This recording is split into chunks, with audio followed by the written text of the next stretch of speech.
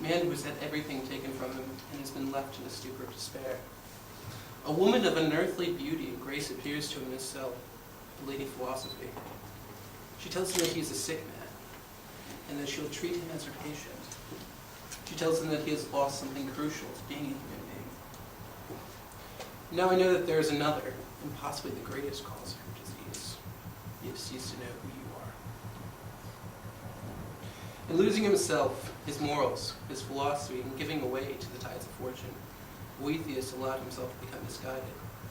Man by his nature is good.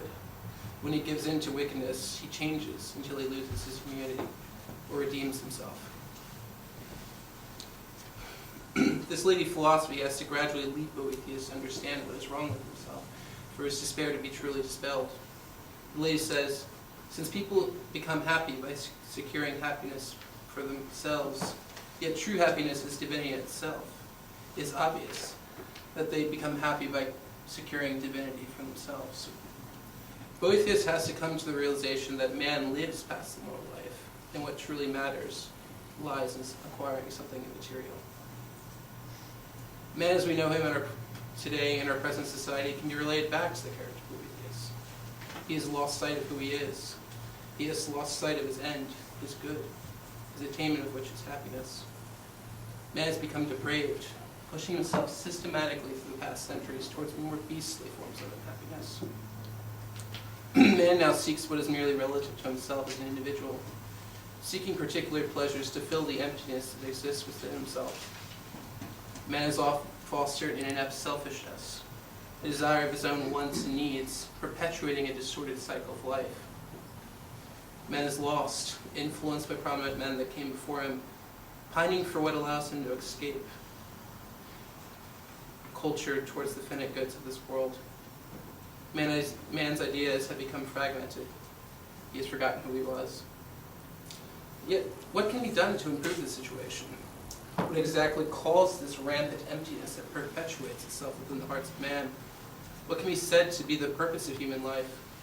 How can man attain his end, if there is end, in fact, for human life at all? Where have we lost this previous wisdom, this meaning for life, in this current maelstrom of data? What has man pushed away from himself to cause such an imbalance in his very being? To examine the heart of all these questions, it is best to look towards the proper authorities. In the beginning of his work, After Virtue, Alistair MacIntyre posits a sort of thought experiment.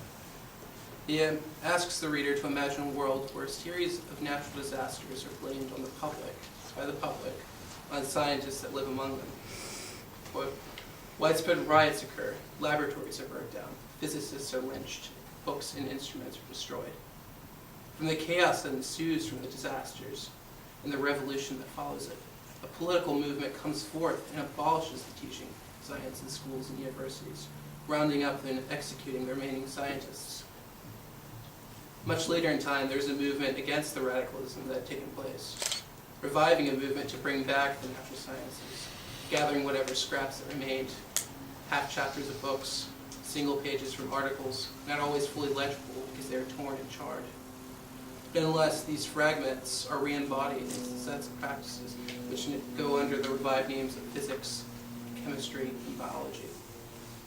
Children chant off the remaining elements known on the periodic table, while adults argue about gravity, mass, and amino acids, not knowing truly what they were talking about. What remained was ultimately useless in the grand name of science. We may ask, what is the point of such a thought experiment? The hypothesis which I wish to advance is that in the actual world in which we inhabit, the language of morality is in the same state of grave disorder as the language of the natural science and the imaginary world we have imagined. These men in the imaginary world move forward with what they have available to them, though their knowledge of these first principles is in itself very flawed. In our world, our particular catastrophe happened at the hands of modernity, through the ideas of enlightenment. What was once found to be good and true, held above all else, was thrown away by men such as Machiavelli, Descartes, Rousseau, Mill, and Nietzsche.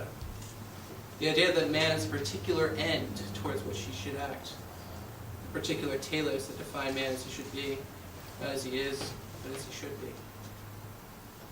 Man has within himself the capacity for so much more than the passions that define the animal side of the soul. Man can both rule and be just in a way that he acts towards others. Man can achieve more than the relativism that stands based upon the thoughts of men, the cruelty that enforces them. Man can look upon the ideas of philosophy as something living and not stagnant. Man has a particular end which shows he should act, and that worldly pleasures cannot fill.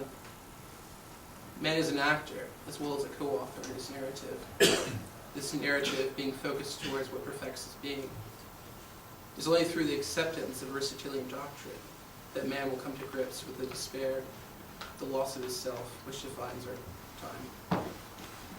For Aristotle, man can be seen as a rational being that while having passions in relation to a sense of nature can guide his actions through use of his highest faculty, reason. It cannot be doubted that there is a divine light within us. The act of contemplation is paramount in this pursuit, being the action in which human happiness above all consists. This action, in accordance with the perfect virtue over the course of a lifetime, allows for man to be magnanimous. This magnanimity allows for man to be perfectly just through his actions, guiding him in the good of contemplation.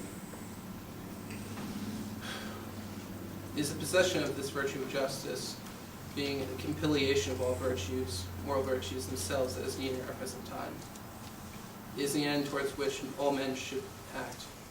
This new lady philosophy, in the form of Aristotelian doctrine, is capable of bringing man back to the knowledge of himself as a member of the body politic that acts towards the good akin to all. Man, through this perfection, will be able to further his own good and lead those around him towards happiness, as man should know it to be. Though without the healing that can be provided by our new lady, we'll move further and further into cultural despair. O mortals, come and contemplate the spectacle of mortal things.